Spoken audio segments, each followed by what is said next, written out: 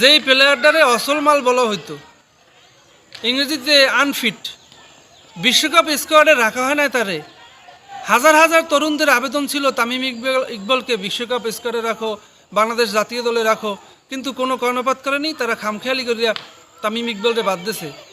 এখন তামিম ইকবাল 2বার বরিশালকে কাঁপানি দিয়েছে, কেমনি দিয়েছে? সে যদি নাই খেলতে পারে, তার যদি খেলার যোগ্যতা না থাকে, তাইলে একটা একটা দলের ক্যাপ্টেন হয়ে 2বার কাঁপানে কেমনি? অন দ্য ফিল্ড একজন ক্যাপ্টেন, তার ক্যাপ্টেন্সির কারণেই তো ফিল্ডে মানে তার যারা সহকর্মী থাকে তারা সেইভাবে কাজ করে। যদি ক্যাপ্টেন ভালো না হয়, সেই দল কোনো দিন যেতে। তামিম ইকবাল অসল মাল, তামিম ইকবাল আনফিট। তামিম ইকবালরে বিশ্বকাপ স্কোয়াডে তোমরা লও নাই, তামিম ইকবালরে জাতীয় দলে লও নাই, এখন সে 2বার কাঁপানে কেমনি?